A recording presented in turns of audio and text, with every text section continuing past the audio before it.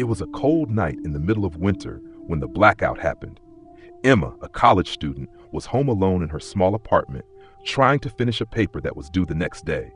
The wind howled outside, slamming against the windows, but the city was still alive, even at this late hour. That was until everything went dark. The lights flickered for a brief second before plunging the entire building into complete darkness. Emma groaned, fumbled for her phone, and tried to turn on the flashlight, but it was dead. She sighed in frustration and set the phone down on the table, listening to the eerie silence around her. No sound from the street below, no hum of the fridge, nothing but the howling wind and the sound of her own breath. She heard a faint creak from somewhere in the apartment, so faint she thought it might have been her imagination. The hairs on the back of her neck stood up as she tried to ignore it. Maybe it was just the house settling. She grabbed a candle from the kitchen and lit it, the small flame offering little comfort in the oppressive darkness. The blackout had lasted for over an hour when Emma heard it again, the creak of the floorboards. It was closer this time. Her heart began to race as she scanned the apartment. She had double-checked the locks on every door earlier in the evening. Nobody could be inside. But then she heard a soft whisper, barely audible over the howling wind. It was coming from the hallway, the same direction she had just come from. "Emma?" The voice whispered so softly as if it had been waiting for her to notice. Her blood ran cold and her first instinct was to run. She scrambled to her feet, but the whisper came again, louder this time. "Emma, where are you?" She froze. The voice sounded almost exactly like her own. But how could it be? She hadn't spoken aloud since the blackout started. She glanced around the room, panic creeping into her chest as she wondered if it was just the darkness playing tricks on her mind. But then, out of the corner of her eye, she saw something. Movement, a shadow, crossing the hall. It didn't make sense. She was the only one here. In a rush of adrenaline, Emma rushed to the hallway, her breath quick and shallow, but the moment she stepped into the hallway, everything felt wrong. The air was colder, and the walls seemed to close in on her, making her feel trapped.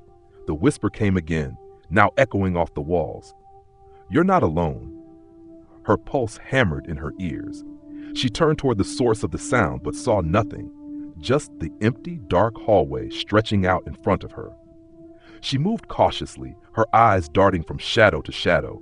She could hear the faint scraping noise, like nails dragging on wood, coming from the end of the hall. With her heart thudding against her chest, Emma crept forward, trying to ignore the dread that was building with every step. She reached the last room at the end of the hallway, the door slightly ajar. She could see a sliver of light flickering in the room from under the door, her phone screen. She had left it on the table earlier, hadn't she? As she pushed the door open, she froze in horror. There, standing in the middle of the room, was a figure. It was her own reflection. But it wasn't her. The figure stood motionless, its back to her, eerily still. Emma's breath caught in her throat and she took a step back, only to hear the whisper again. "Don't be afraid, Emma. Come closer." Her hand trembled as she reached for the door frame, trying to keep herself steady, but it was as though something was pulling her toward the figure, an invisible force making her heart race faster. With each step she took forward, her skin began to tingle, the room feeling colder and colder. The figure turned slowly, its face obscured by shadow. As it faced her, Emma could feel the weight of its stare, even though its eyes were hidden. The whisper was louder now, almost a growl, filling the room. "You've been waiting for me." In that moment, Emma realized the horrible truth. This was no blackout, no power outage. It was something else entirely, something she couldn't escape, no matter how hard she tried. And in the pitch-black darkness of her apartment, she could feel the cold touch of the entity behind her, just waiting for her to turn around. As the whisper turned into a deafening scream, Emma spun around, only to find the apartment completely silent again. No shadows, no figure, just the emptiness that filled the room, leaving her to wonder if she had imagined it all, or if she had merely become part of the darkness too. Story number 2. It was a quiet evening when Sarah, a young woman living in a small town, found herself home alone. The storm outside was intensifying, with rain hammering against the windows and thunder rolling across the sky. The power had gone out shortly before, leaving the house in a deep, oppressive darkness.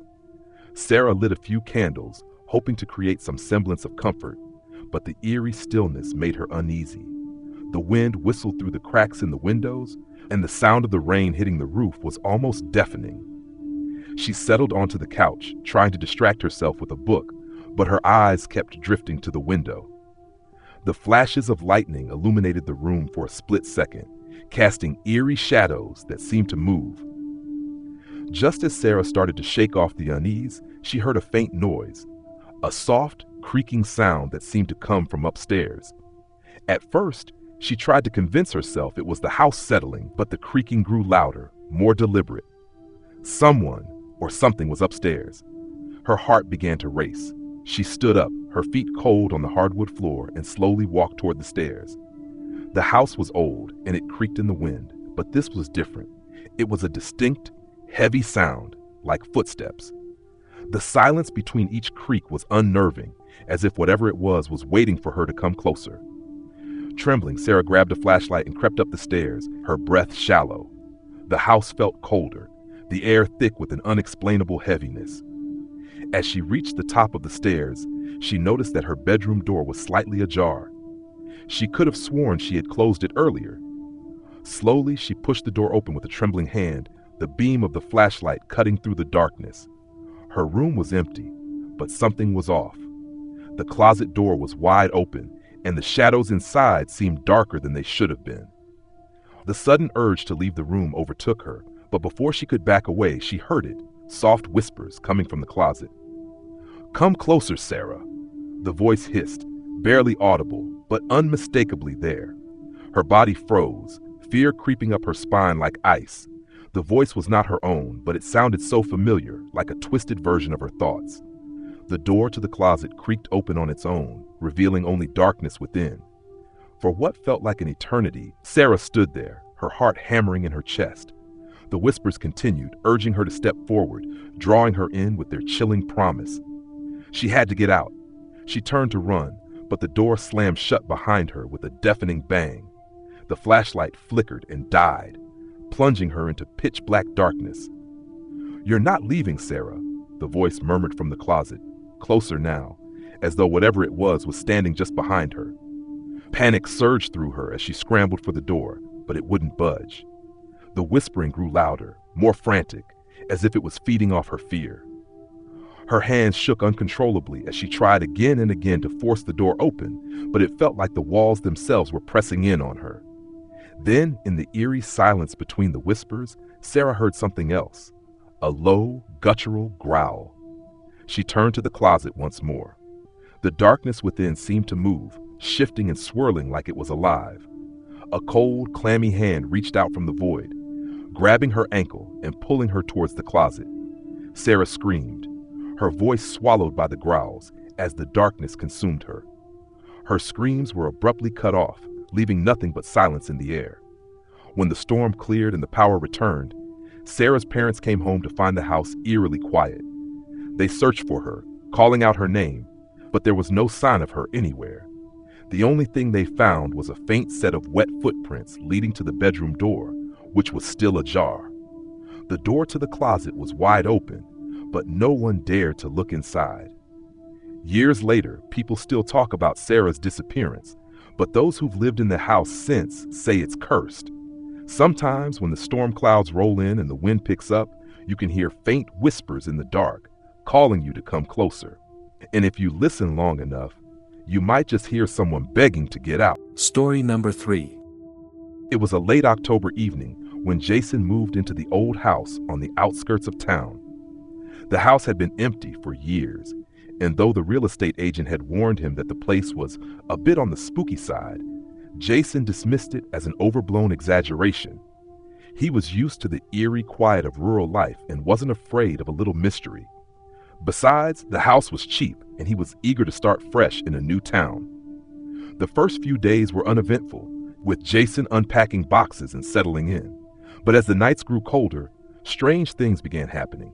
It started with small noises, creaks in the floorboards, faint scratching sounds at the window. At first, he thought it was just the house settling, or maybe an animal trying to get in. But then the noises grew more distinct, louder, like footsteps pacing around the house when no one was there. One night, as he lay in bed, he heard the unmistakable sound of someone whispering his name. He sat up in a flash, the darkness in his room swallowing him whole. His pulse raced as he strained his ears, waiting for the voice to call again. "Jason?" The voice was soft, almost a sigh, but there was something deeply unsettling about it. It wasn't coming from the walls or the window. It was coming from the space at the foot of his bed. He swung his legs over the side of the mattress and grabbed the flashlight from his bedside table. His hand trembled as he flicked it on and swept the beam across the room. Nothing. No one. The room was empty.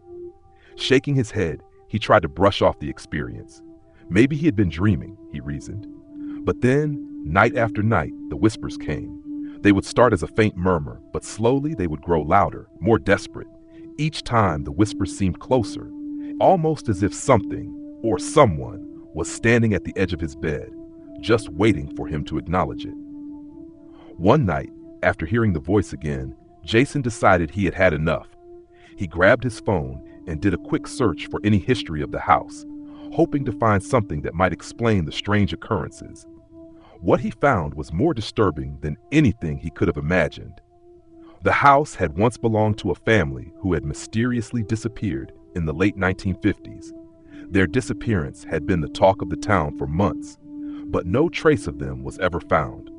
The only clue was a series of unsettling reports about the house from neighbors, whispers about strange noises, flickering lights, and figures seen moving behind the windows late at night.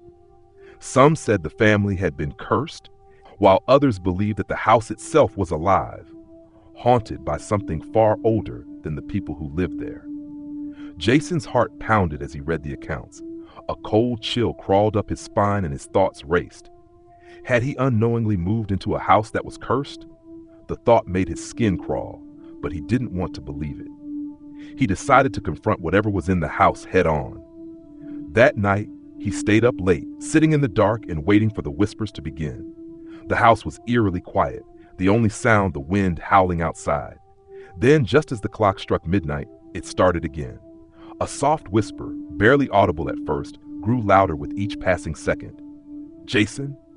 This time, the voice sounded strained, as if it was struggling to be heard.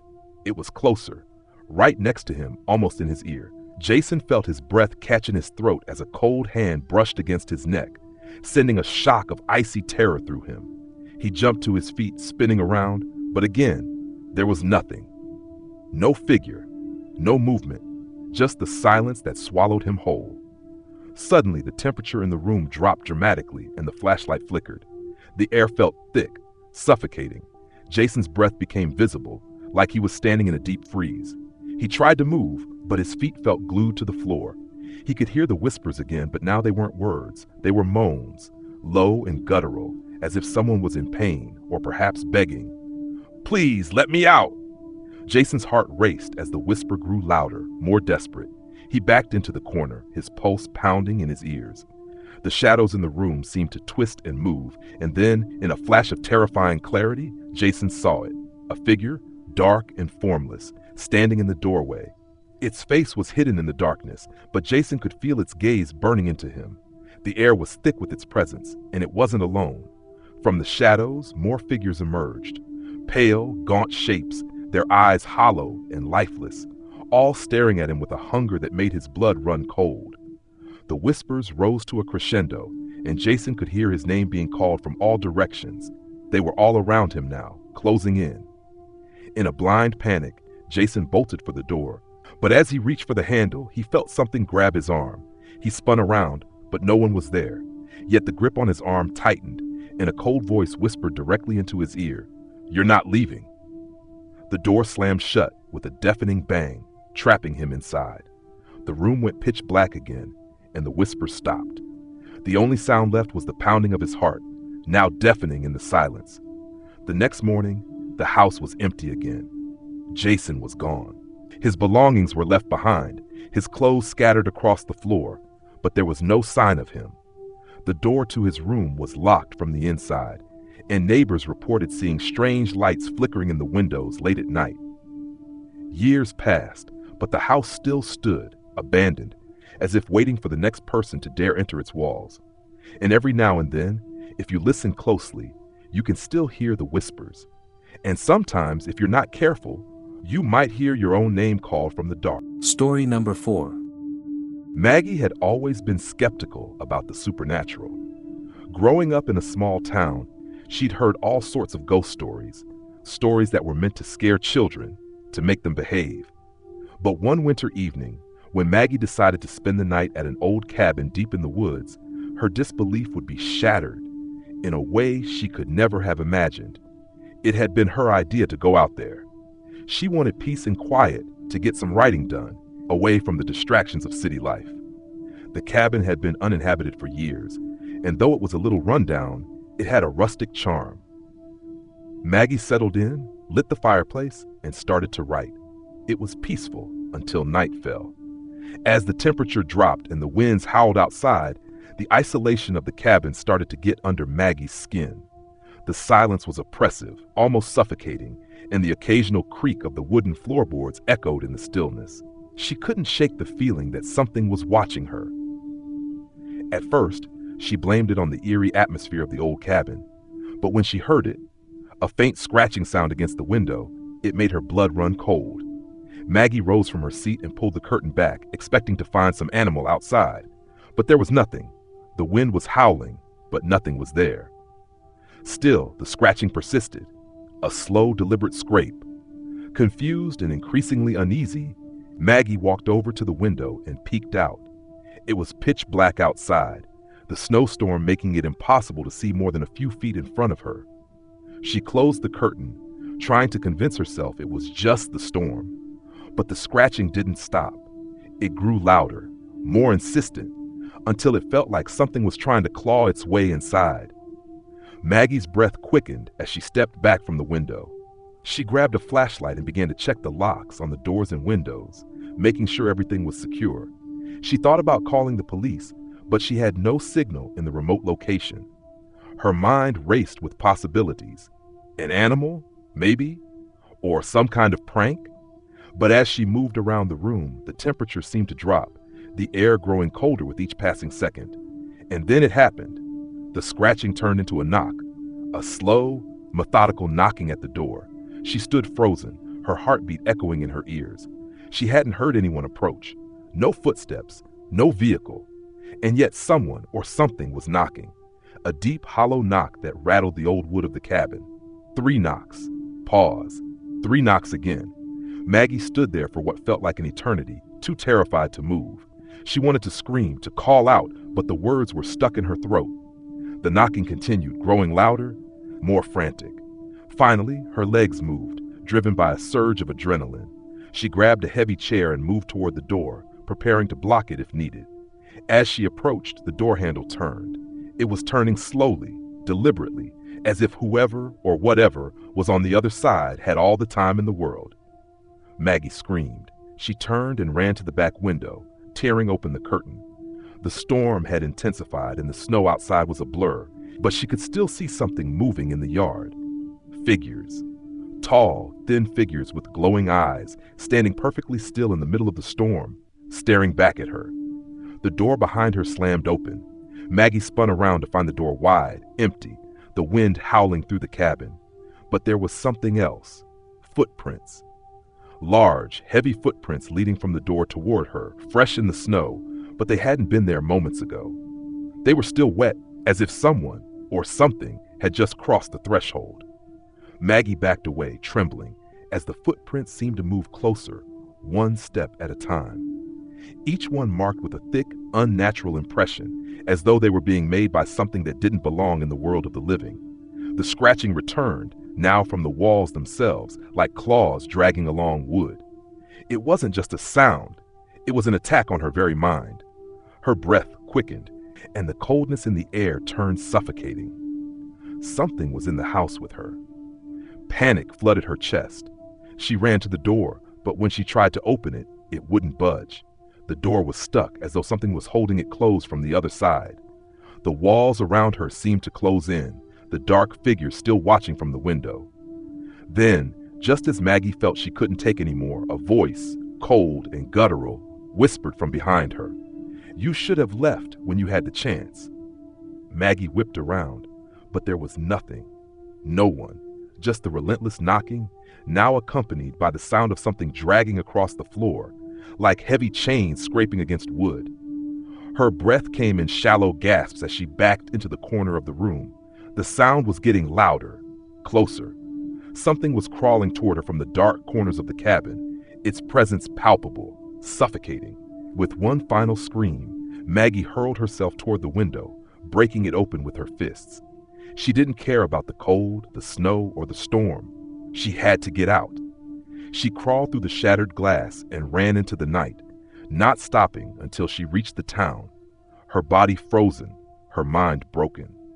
When the police arrived the next morning, they found the cabin exactly as she had left it, silent, abandoned.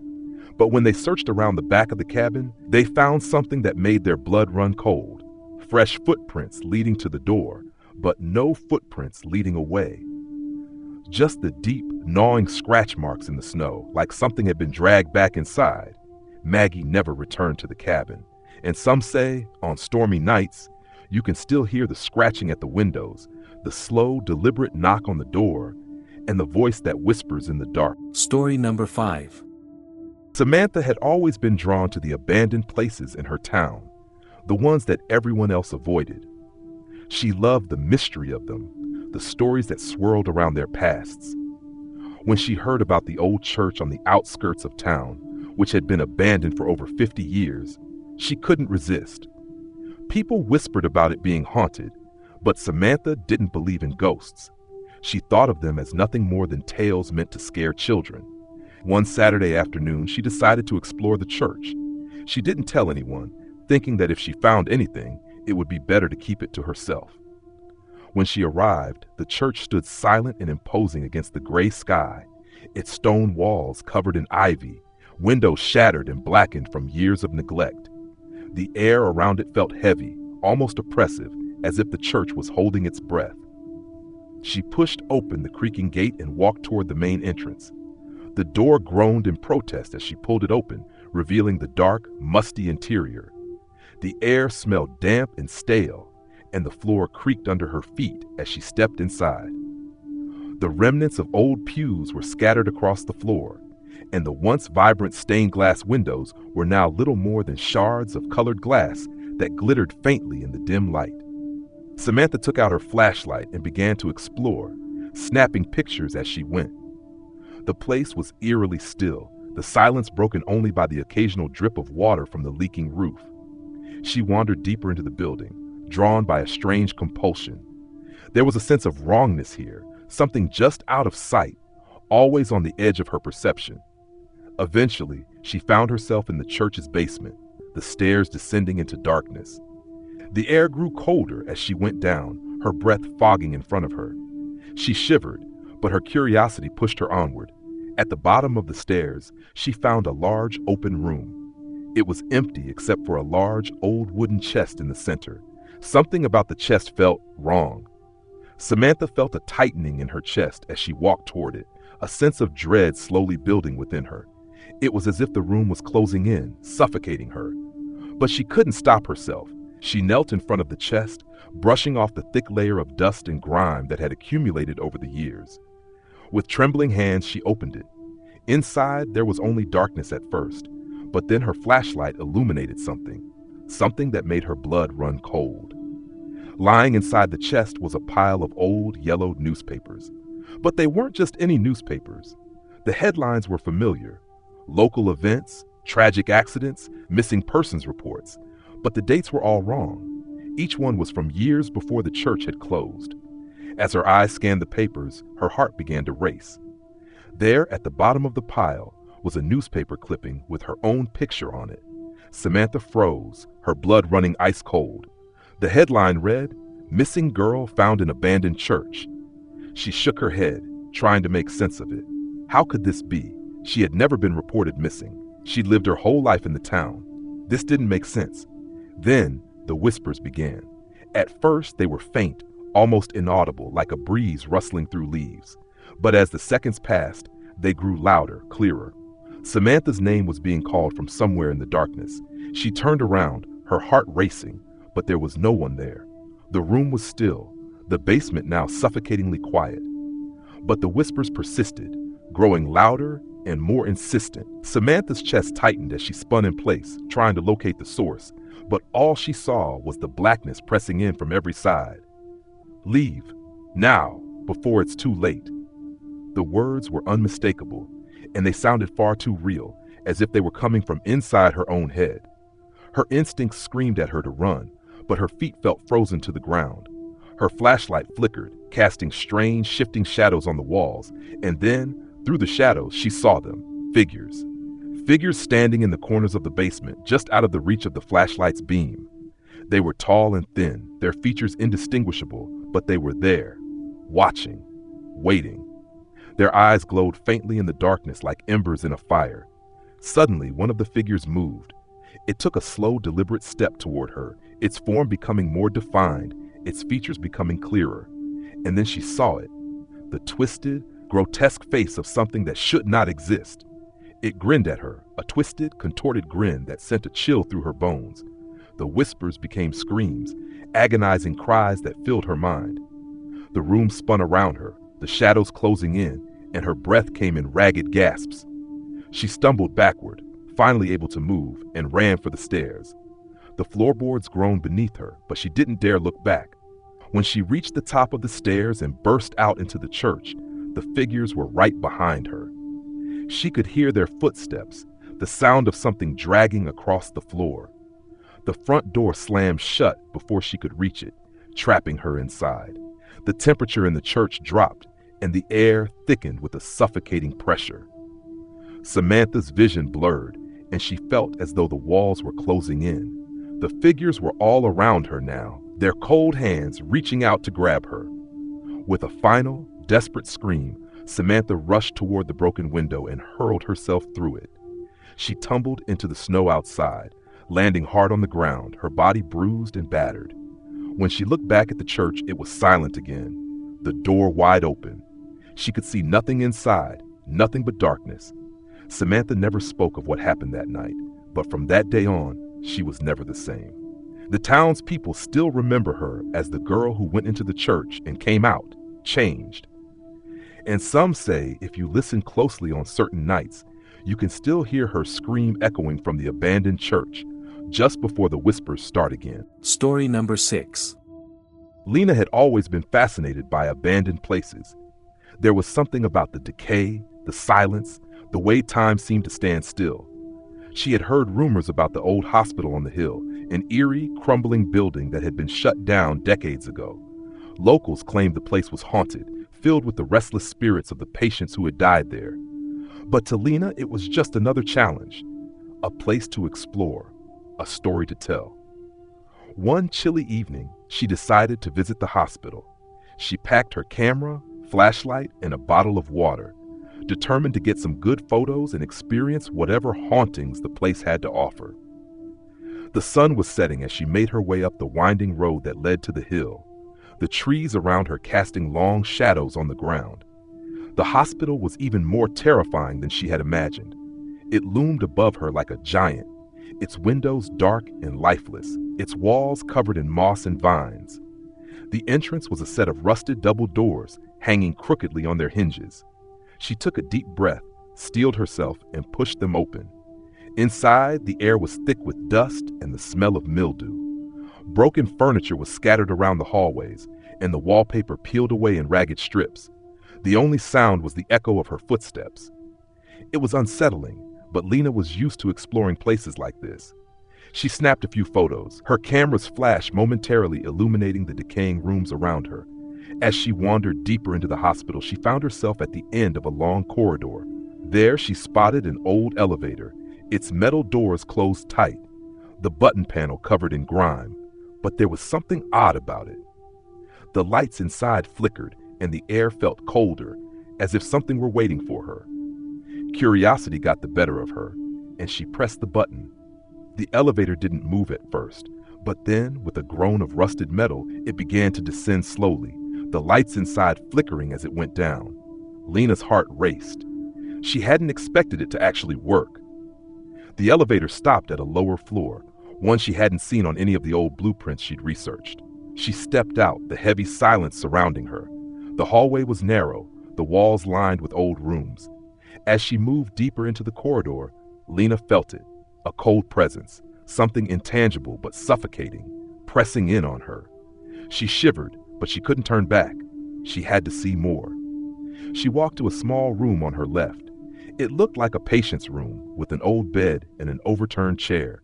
There was a strange symbol on the floor, drawn in what looked like dried blood. Lena took a photo, but just as she did, she heard it, a low, guttural sound coming from the hallway behind her. At first, she thought it was an animal, or maybe another explorer, but the sound grew louder, more distinct. It was a scraping sound, like nails dragging across the floor. Slowly, Lena turned around, the hair on the back of her neck standing up. There, at the end of the hallway, was a figure. At first, it looked like a shadow, just a dark silhouette. But as it moved closer, she realized it was a woman, or at least something that had once been a woman. Her skin was pale, stretched tight over her bones, and her hair hung in tangled, greasy strands around her face. Her eyes were hollow, black voids, and her mouth hung open, revealing rows of jagged, broken teeth. Lena's breath caught in her throat as the figure began to move toward her, dragging its feet with an agonizing, drawn-out scrape. The scraping sound came from the woman's fingernails, which were long, chipped, and covered in what looked like blood. Frozen in place, Lena couldn't look away. The woman reached the doorway and stopped, her head jerking at an unnatural angle, her eyes fixing on Lena with a piercing, hungry gaze. In a voice that sounded like nails on a chalkboard, she whispered, "Help me." Lena's heart pounded in her chest as she stumbled backward, tripping over the overturned chair.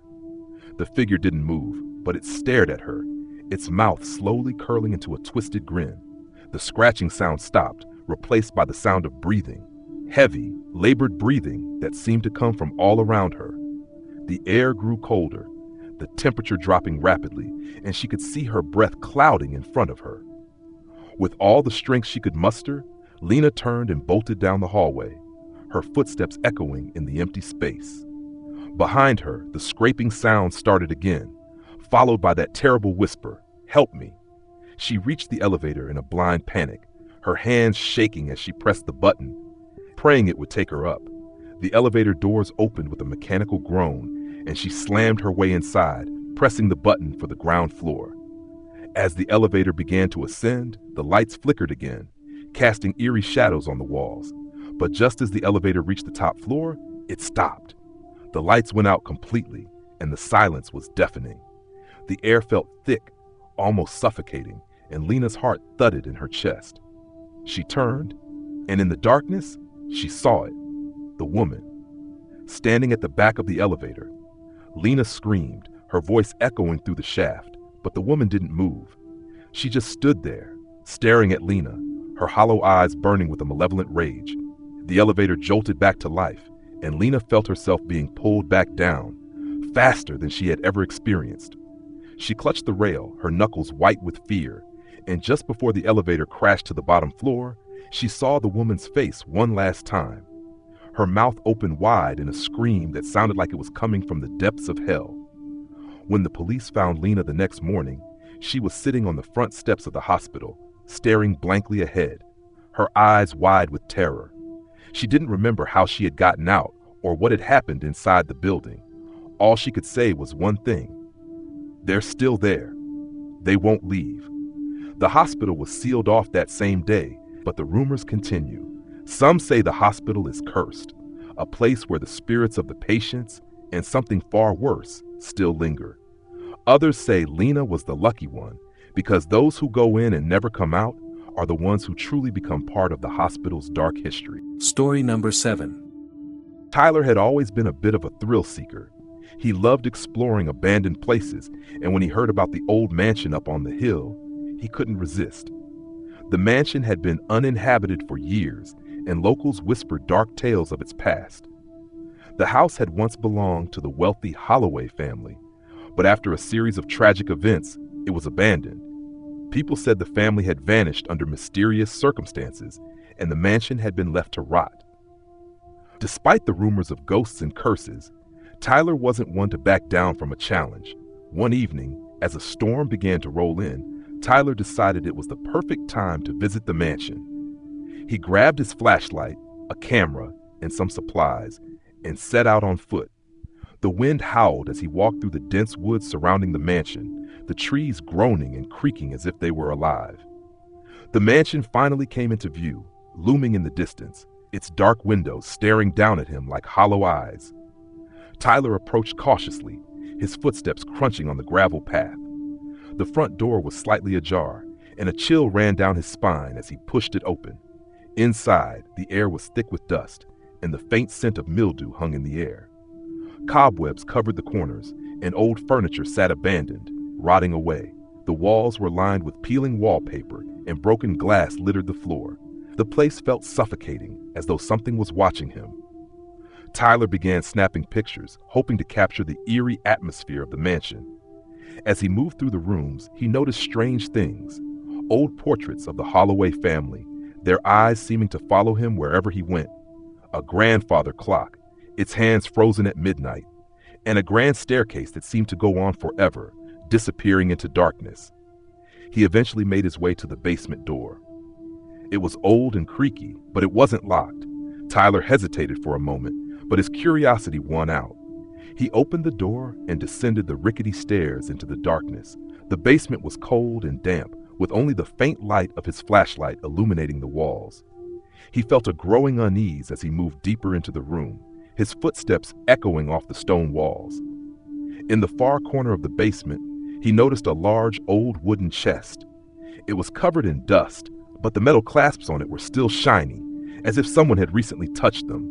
His heart began to race as he approached the chest, wondering what secrets it might hold. With a deep breath, Tyler crouched down and lifted the heavy lid. Inside was an assortment of old, tattered clothes, a few pieces of broken furniture, and something else, a small, dusty box. Tyler reached for it, his hands trembling. As soon as his fingers made contact with the box, he heard it, a low, creaking sound. At first, he thought it was just the house settling, but then it came again, louder this time. It was the sound of footsteps, slow and deliberate, coming from behind him. Tyler's heart stopped. He spun around, but there was nothing there. The basement was empty. He swallowed hard and turned back to the box, but just as his fingers brushed the lid, the temperature in the room dropped sharply. His breath fogged in the cold air, and the shadows around him seemed to grow longer, more sinister. A voice, low and raspy, whispered from the darkness, "Get out!" Tyler froze, unable to move. The voice came again, clearer this time, as if it was right behind him. "Leave, or you'll never leave." A wave of cold dread washed over him, and he suddenly felt a hand on his shoulder, icy and cold as death itself. He spun around, but no one was there. His pulse pounded in his ears, and the flashlight flickered, casting wild shadows across the room. Without thinking, Tyler bolted up the stairs, his feet pounding on the wooden steps as he rushed back toward the front door. The mansion seemed to close in on him, the walls groaning, the floors creaking beneath his weight. His breath came in short gasps as he stumbled through the dark hallways, finally reaching the front door. But it wouldn't open. He pulled desperately at the handle, but the door was stuck, as though something was holding it shut. He turned, looking for another exit, but the mansion had changed. The hallways stretched out endlessly in all directions. The rooms were shifting, twisting, and the walls seemed to pulse, as if alive. Then the voice came again, but this time it wasn't a whisper. It was a scream, loud and shrill, echoing through the entire mansion. "You should never have come here." The walls shook, and Tyler felt a deep, guttural growl beneath his feet. The entire house seemed to be alive, angry and hungry. The cold hand was on his shoulder again, but this time it dragged him backward, pulling him toward the darkness.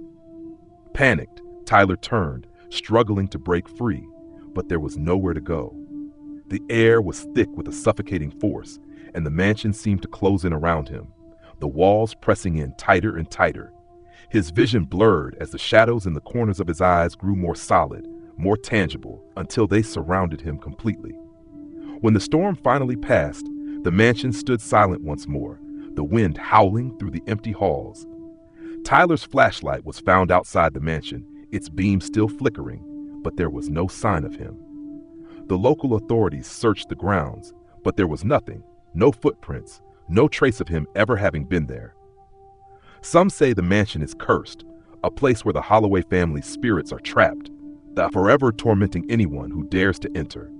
Others claim Tyler's spirit still wanders the halls, lost within the endless rooms, forever running from the dark force that now calls the mansion home.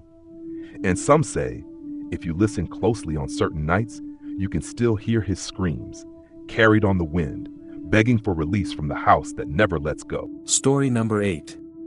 Lena had always been the kind of person who loved a good thrill, the kind of person who would venture into places others would avoid, just to prove they weren't as terrifying as people said. That was how she ended up at the old radio tower on the edge of town. It had been abandoned for decades, a rusting structure that loomed over the land like a forgotten sentinel. The locals had long told stories about the tower, that strange noises would come from it at night, that the lights would flicker on without warning, and that people who went in after dark never came back. But Lena wasn't superstitious. She believed in facts, in science, and tonight she was going to prove that the tower was just an old relic, nothing more. It was late when Lena finally reached the base of the tower, the surrounding area shrouded in a dense fog that clung to the ground. The wind was calm, but the air felt thick, almost suffocating. She shivered and brushed it off, chalking it up to nerves. She set up her camera, checked the batteries in her flashlight, and began her ascent. The old steel ladder creaked under her weight as she climbed, the sound echoing through the quiet night.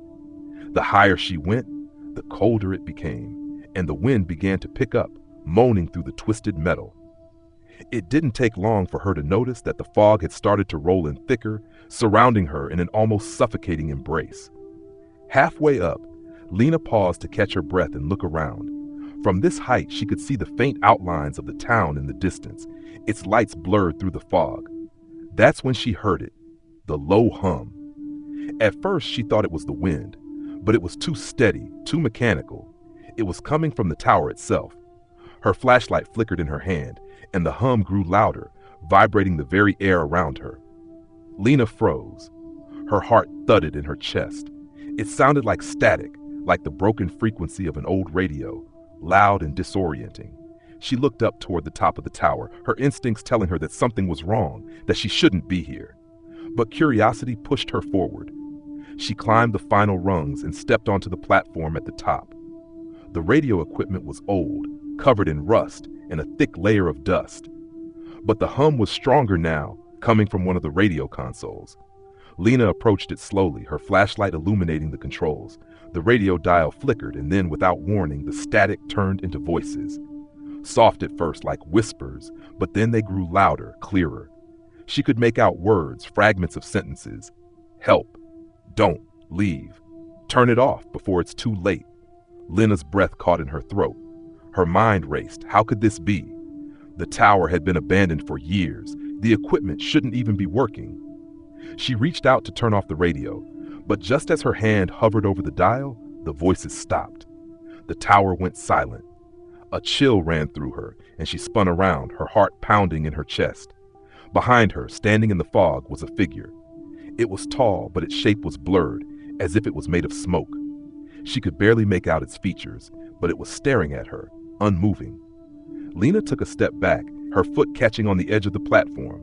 She stumbled and nearly fell, catching herself at the last second. Her mind screamed at her to run, to get off the tower and never look back, but she couldn't move. Her body felt frozen, as if the fog had wrapped itself around her and was holding her in place. Then the figure spoke, its voice not coming from its mouth, but directly inside her mind. "You shouldn't have come." The words sent a jolt of terror through her. Her hand shot to her flashlight, but when she turned it on, the figure was gone. The fog had thickened, and she could barely see beyond the edge of the platform. The wind had picked up again, howling through the metal structure, but there was something else now, something darker, more suffocating. The air felt alive, pressing in on her from all sides. Lena didn't wait another moment. She turned and scrambled down the ladder, her hands slipping on the cold metal, her feet nearly giving out beneath her. The static from the radio tower filled her ears again, louder this time, like a storm of voices all speaking at once. The sound grew so intense that her head began to spin, the world around her becoming a blur. When she finally reached the ground, she ran. She didn't stop to look back, didn't care that the fog was closing in behind her. She just ran, her legs aching, her breath ragged, the horrible hum from the tower echoing in her ears. She made it back to her car, heart still racing, hands shaking as she fumbled with the keys. The engine sputtered to life, and she sped off, not daring to look in the rearview mirror. The entire ride home, the static from the radio tower haunted her, filling the silence in the car with whispers that she couldn't escape. The next day, Lena went back to the tower with the police. They searched the area, but the radio equipment was gone. The tower was silent, as if it had never been disturbed. No static, no voices. The police chalked it up to a prank, some kind of trick. But Lena knew the truth. The tower had never been abandoned. It had never been forgotten. It had been waiting, and it wasn't finished with her yet. A week later, Lena's car was found at the base of the tower, the doors wide open, the engine running. But Lena was gone, leaving behind only one thing, her camera. On the memory card was one last photo, a blurry, indistinct figure standing in the fog at the top of the tower, its eyes glowing faintly in the darkness. No one ever saw her again. But sometimes late at night, people in town swear they can hear the static again, soft at first, then growing louder, like the crackling of a broken radio, followed by the whispers of someone begging for help. Story number 9. Chad and his friends had always enjoyed a good ghost story. The more chilling, the better. They would often dare each other to visit haunted places in their town, but one particular location had remained off limits: the old asylum. It was a sprawling, decaying building on the outskirts, long abandoned, with a reputation so terrifying that no one dared set foot inside for years. The asylum had been shut down after numerous complaints from the families of the patients, strange occurrences, and the sudden disappearance of several staff members. But the real horror came when the asylum was left to rot and the stories started to spread. Chad's group had heard everything from shadows darting behind windows to the sounds of footsteps in the halls. The most unsettling rumor was that the asylum was still occupied, not by the living, but by the souls of those who had died there, trapped and unable to leave. But tonight, with a storm rolling in, Chad wasn't afraid.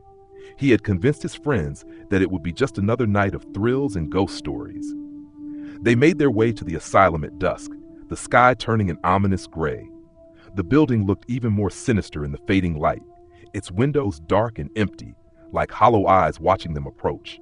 Chad, always the leader of the group, pushed open the creaking iron gates, the rusted hinges groaning in protest. They stepped inside. The air was damp and smelled faintly of decay. The wind howled through the empty halls as if the building itself was alive, whispering in a language none of them understood. They laughed nervously as they wandered through the corridors, flashlights casting long, flickering shadows on the cracked walls. The deeper they went, the more the air seemed to grow heavier, thicker. Every door they passed was locked or bolted shut, and each room they entered was barren, save for the broken remnants of old furniture. Then they found the stairwell. The stairs descended into the bowels of the building, the darkness at the bottom so thick it seemed to swallow the light. Without thinking, Chad led the way down. His friends hesitated for a moment, but followed. The steps creaked beneath their weight, the sound echoing through the silence like a warning. The further they descended, the colder it became, the air growing dense with the unmistakable feeling that something was watching them. At the bottom of the stairs, they found a long hallway that seemed to stretch endlessly into the darkness. The air was stifling, like the temperature had dropped several degrees. Chad, with his usual bravado, encouraged them to keep moving, but one of his friends, Matt, suddenly stopped, his face pale. "I thought I heard something," Matt whispered. Chad laughed it off, but a chill ran down his spine. He could hear it too, a soft, scraping sound like something dragging across the floor. It was faint at first, but it grew louder, closer, until it was impossible to ignore. The sound was coming from deeper down the hallway, and the further they walked, the stronger the sensation that they were not alone. They rounded a corner, And that's when they saw it. At the far end of the hall, there was a door, slightly ajar. The scraping noise was now unmistakable, coming from inside the room. Chad, his curiosity overpowering any fear, moved toward the door. As they neared, the door suddenly slammed open, as if propelled by an unseen force, revealing a small, dimly lit room. There, in the center of the room, was an old hospital bed. The sheets were tattered and stained, but it wasn't the bed that caught their attention. It was the figure sitting on it. A woman, her back hunched, her hair matted and tangled, was sitting motionless, staring at them with wide, unblinking eyes. Her skin was pale and stretched tight across her bones, her arms and legs unnaturally thin. Her mouth hung open, but no sound came out. The room was silent, except for the ever-growing scraping noise, which was now clearly coming from her fingernails, scraping the bed frame rhythmically, as if in a trance. Chad's heart pounded in his chest. He motioned for the others to leave, but no one moved. They were frozen in place, staring at the woman. Slowly, her head turned toward them, her mouth stretching into a grotesque smile that didn't reach her eyes. And then, without warning, she stood. Her body jerked and twitched unnaturally as she shuffled toward them, dragging her feet across the floor. The scraping sound grew louder, echoing in the hallway. The air grew so cold that Chad could see his breath. His hands shook as he turned to run, but before he could take a step, the woman spoke in a voice that was a low, raspy whisper, as though it came from the depths of the earth. "Leave now, or stay forever."